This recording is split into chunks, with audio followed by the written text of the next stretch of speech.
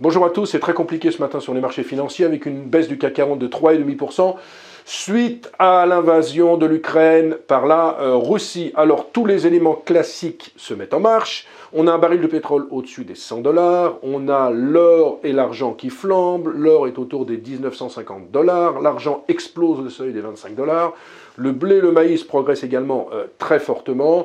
Il faut savoir que par exemple le blé, Russie plus Ukraine, c'est 14% de la production mondiale, le maïs, l'Ukraine, c'est 4%.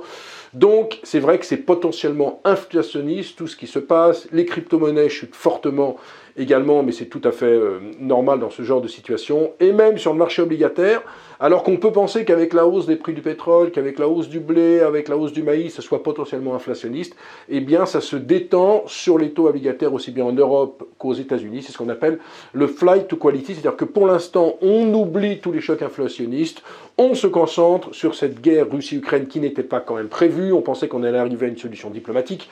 Hier j'avais quelques gérants de hedge, notamment en Grande-Bretagne, qui me disaient « mais non, de toute façon, Poutine va s'arrêter ». Et non, il ne s'est pas arrêté. Alors il faut savoir raison garder, il faut garder son calme. Bien sûr, il y a des secteurs à éviter. Je pense qu'il ne faut pas être trop investi en secteur bancaire, un secteur qui avait fortement progressé, dans la mesure où bon, il y a beaucoup d'interrogations sur le secteur bancaire avec ce qui se passe en Russie et Ukraine, notamment sur des créances qui pourraient être irrécouvrables. Il faut faire attention à Renault. Renault qui est très investi en Russie via sa filiale, et la Russie qui est le deuxième marché de Renault. Alstom qui avait beaucoup de visées en Russie, également, il faudrait peut-être être à l'écart de ce secteur. Par contre, il y a un secteur qui se tient bien, c'est le secteur de la défense, avec Dassault Aviation et surtout Thales, qui gagne 2% à l'heure où je vous parle. Bien entendu, si vous avez ce genre de valeur, il faut les garder précieusement.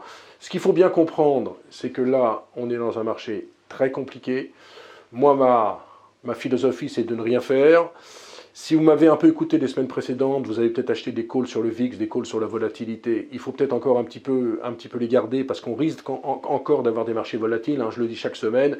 2022, ça a vraiment l'air de la volatilité.